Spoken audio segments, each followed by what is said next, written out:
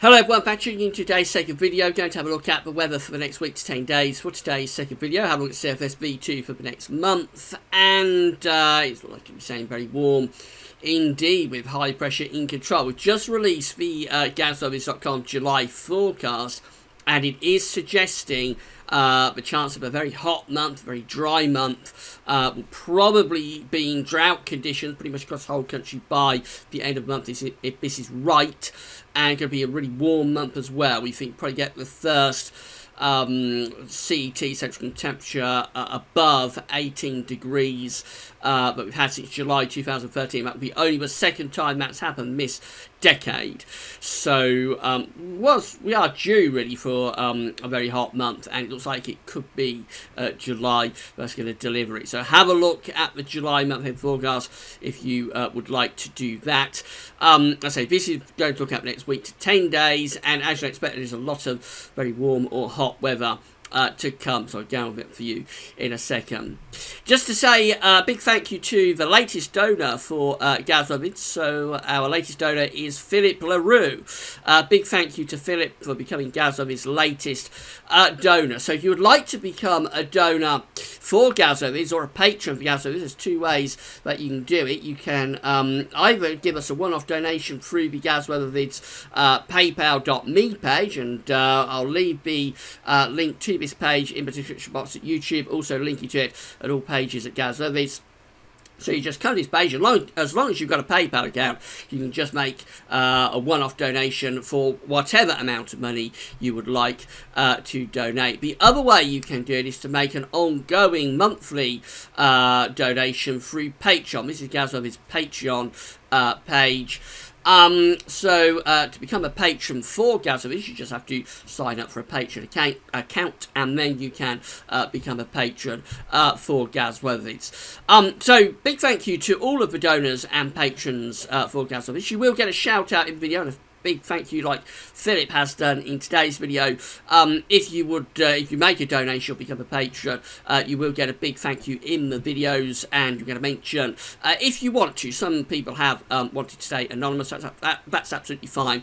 Just drop a note in with the donation. Let us know that you would like to remain anonymous with your donation, and that is perfectly fine if you would like to do that. But a big thank you to all of the patrons and donors for GasWeather. It's helping us to pay for the website and keep all of the content completely free of charge. So we're not going to be behind paywalls. We're not thinking about doing anything like that. We're going to keep all of the videos and the written posts and Terry Scully's posts and everything else completely free as you want and need those updates. Just we ask that if you can give a contribution to the website and keep the content completely free of charge, that you do that. And big thank you to all of the donors and patrons for GasWeather. Right, let's get on with the video then, and we're going to start off by having a look at the central England temperature. So we began the month-end forecast with this, but I thought I'd just begin this video with it as well, just for those people that haven't seen the July month-end forecast. So June CET is in now, and it comes out at 16.1, an anomaly of just under 2 degrees above average. This is tied with 2003 as the hottest July since June, I should say, since 1976. The reason I just mentioned July is because of that number just there. So for the first day of July, we come out at 20.8 with the CT. That's an anomaly of over 5 degrees above average just for the first day of the month. Now, if we was to sustain that level of temperature throughout the whole of the month, then that would be both our hottest July and our hottest month on record. But it's going to be very difficult, of course, to sustain that sort of level. We have never had a CET month above 20 degrees, by the way. The hottest CET month is July 2006, which comes out at 19 point something. So we've never had a 20 Celsius CET month. Maybe this will be the one that does it. We'll have to wait and see, but would be very unlikely to sustain that kind of level of heat through the whole month. But anyway, for the first day of July, we come out 20.8. As I say, June came out tied with 2003 as the hottest June since 1976. So obviously having a very hot and a very dry summer as well. And this is all set to continue. These are the 500 millibar height anomaly flowcharts from Penn State University. We've got the ECMWF here on the top. The GFS, which I'll have a look at in a moment, is on the bottom. 500 millibars, 8,000 feet is there in the app, so high pressure and low pressure are being moved around by the jet stream running above. Red extrapolates to high pressure, blue to low pressure, and you can see what's going on. These are the mean flow charts for 7 to 10 days, so it takes us to around the 12th of July. You can see very clearly what's going on. This huge red area is parked over the top of the UK and Central and Northern Europe. So that is a vast anomalous area of high pressure. We call this an omega high. It means there's a block within the atmosphere, and so that's going nowhere fast. It's stuck over the UK. The jet stream is going up to the north like that, and also some of the energy is going down to the south as well, but we're under that vast ridge of high pressure, huge blocking feature, blocking off the Atlantic and bringing the air up from a hot southeasterly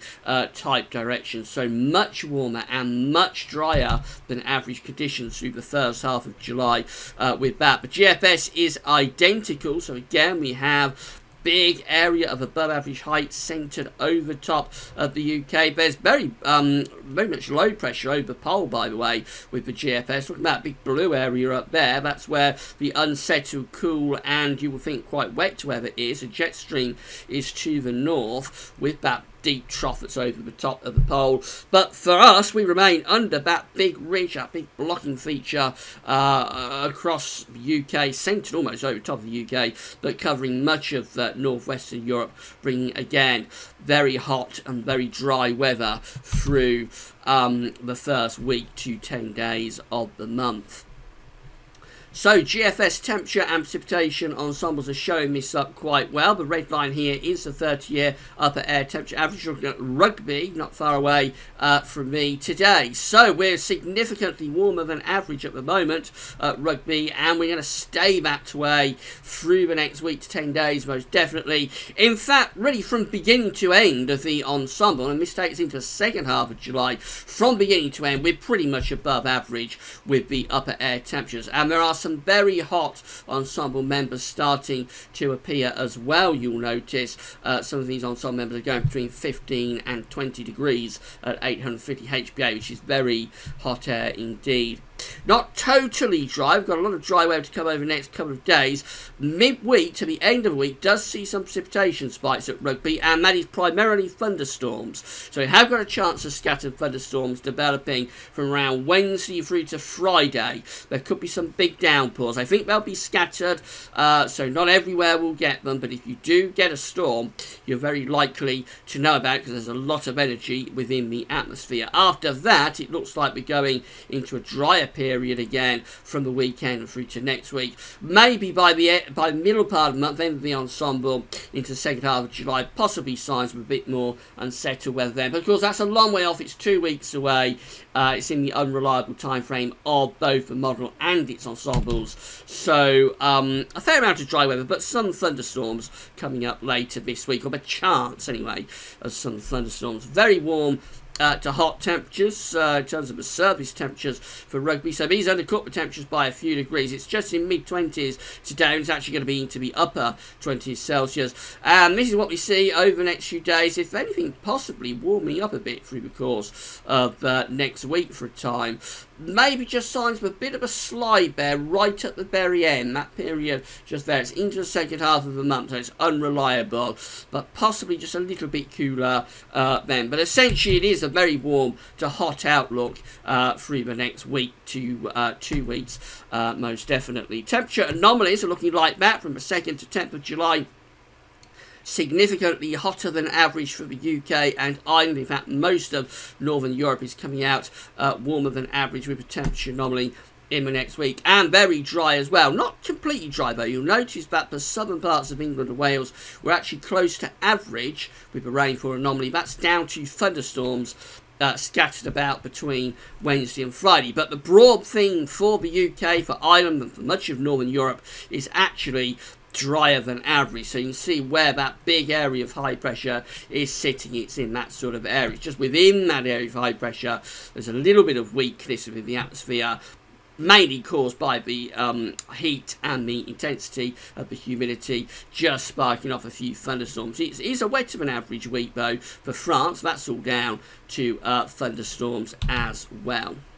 So this is how the GFS is looking for Thursday, and everything's looking very slack, so this is why we might get these scattered thunderstorms. High pressure is broadly in control of the weather pattern, so high pressure is up here, high pressure is out there as well, but in between, just a little bit of weakness within the atmosphere, just allowing the chance of scattered, slow-moving downpours and thunderstorms to develop Wednesday through to Friday. That's how Friday is looking. There is actually a little bit of another trough over south of the country on Friday. That might trigger just, excuse me, a little bit more in the way of thundery activity. But by Saturday, the high pressure is re-strengthening, and that high pressure bed is intensifying further over the weekend. So by Sunday, we are back to high pressure sitting right over top of the country. That will bring dry, hot weather for many of us. And that high pressure continues through the course of next week as well. Over top of UK, very dry, very hot conditions through the early part of next week. Now, it's in the middle of next week where that high pressure is just starting to slip a little bit to our east, pulling up a southerly to southeasterly flow bed, and that looks very hot. Look at the upper air temperatures across France. The 20 Celsius isotherm is starting to get close to southern England. When that begins to appear within the model output, that can be taking the temperatures into the mid to upper 30s Celsius. So getting on for 100 Fahrenheit across France at that point. Very, very dangerously hot conditions beginning to move up across France through the middle of next week. And all starting to turn unstable as well. Low pressure is beginning to get itself going around Biscay much more definitively than we've had for quite a while. So as we pull up this very hot air later next week from the south, again the 20 Celsius isotherm is knocking on the door of the south coast of England. As that is happening, we're also generating more instability through the Bay of Biscay. And so eventually, just beyond day 10, which is Friday the 13th of July, we begin to move up this thundery low. So that does look a little bit more definitive in terms of thunderstorms. There'd be widespread thunderstorms, but also for a time, dangerously hot conditions across France. Just about moving that up towards the south coast. It's only one run of the GFS model, but it does look very hot for a time through the course of next week. That low pressure then moves away to the east, that thundery low. It cools down. We begin to turn the wind to a north-northwest. So that is bringing cooler, fresher air down from the north. But you see, by the time we go through to the end of the GFS run, we're basically back to where we start, with the ridge of high pressure building back in from the Atlantic again. So any cool down will be very temporary there, and then into the second half of July, we're off and running into another spell of high pressure dominated hot, dry conditions. Bear in mind that is only one GFS run, so if you're a bit alarmed about seeing how hot it's turning down across France and starting to pull up that intense heat towards the UK next week, then just don't worry too much about it at this stage, because it's only one run of a GFS. It's probably off on a tangent. But it's the kind of thing that can happen when you have these hot summer patterns going on over several weeks. So just got to keep an eye on it. But at the moment, don't necessarily take it too seriously. That's how the ECM is looking for Thursday. And there is a chance of scattered thunderstorms around on Thursday as the pressure gradients are very slack. Over the weekend, again, the high pressure is intensifying. So we'll see an intensification of both the dry spell and the heat through the course of the coming weekend. And then into next week, high pressure continues to dominate, very, very close to the UK. We're going up to day 10 and getting to day 10 with high pressure still well in control by day 10, which is Thursday, 12th of July. On this run, we are not pulling up that very hot southerly flow that we saw with the GFS just a little bit beyond day 10. So this is more sensible with the heat. You see that very hot air is down to the south of us. It's around there, southern France, Spain and Portugal. But we keep generally on the ridge to our west. So we stay generally on the eastern side of the ridge.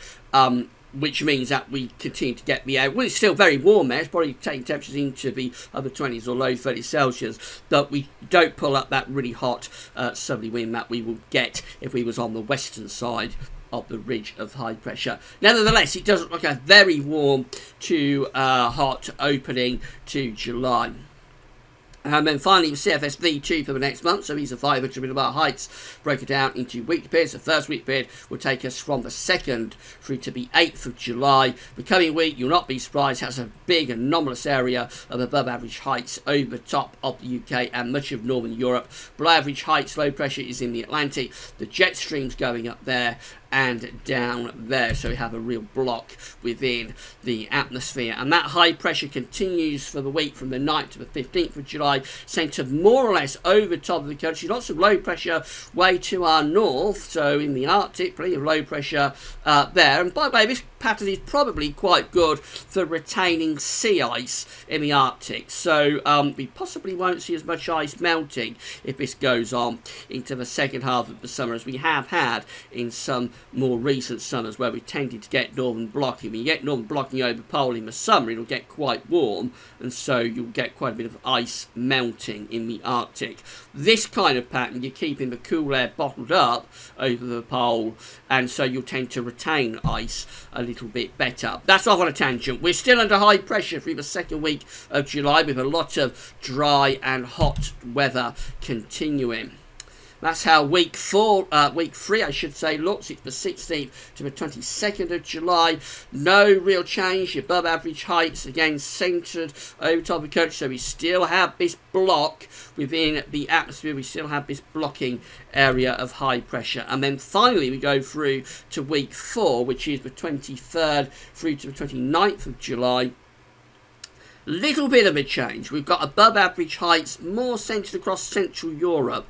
Then some below average heights are coming down towards Iceland, and above average heights through the middle of the Atlantic. The jet stream, therefore, will come a little bit further southwards then. It will start to turn just a tad more unsettled, and that will be particularly for northern and western parts of the country. The south and southeast is still quite close to the ridge of high pressure even then, and still probably quite hot in the south. We'll still be bringing the air up from a southerly direction, but maybe that might be a little bit more unsettled and slightly cooler there as we go into the last full week of July. However, it's a hot month coming up if this is right, so temperature anomalies in the week ahead, the 2nd to the 8th of July, are substantially hotter than average. Week 2 temperature anomalies are also significantly hotter than average. Week 3 temperature anomalies are hotter than average as well. And then week 4, still warmer than average, but a little bit less so than the preceding 3 weeks. And then finally, precipitation, so that's coming out very dry in the week ahead, much drier than average, and it continues through to week 2 as well. Tinder dry, really by the middle of July through much of the country. Still drier than average in the 3rd week of July as well. And then the final week of July possibly just hints at that slight change for the north. It is actually going ever so slightly wetter than average for the far north and west of Scotland. Elsewhere, nearer normal with the rainfall, implying there is probably some sort of change of the weather pattern beginning to take place there, maybe cooling down and turning a little bit more unsettled in the last week of July. But it's a long way off. It's week 4, so it's in the most unreliable part of all of this, and let's just concentrate on the first half of July because that's the more reliable period, and it's looking very hot and dry indeed. There'll be scattered thunderstorms around this week, but they will be scattered, so many places will miss some. And then over the weekend into next week, the ridge intensifies, so that storm risk will ease away over the weekend and into next week. And then next week looks well, either on the ECM scenario, it's very warm to hot and dry. And on the GFS, it could turn very hot for a time before widespread thunderstorms break out from Biscay. That did look a little bit extreme from the GFS, so I wouldn't be too concerned about that at the moment. But yeah, it certainly looks like the first half of July is shaping up to be a real classic spell of summer weather. Right, so that's the July month-end forecast done, and we've covered the next week to 10 days. This evening, we're going to have a look at some events that will be coming up over the weekend. Big weekend of festivals, sporting events, you name it, it's going on this weekend. So we'll have a look at the weather for those. I think it's going to be pretty good. That's all for now. Thanks for watching.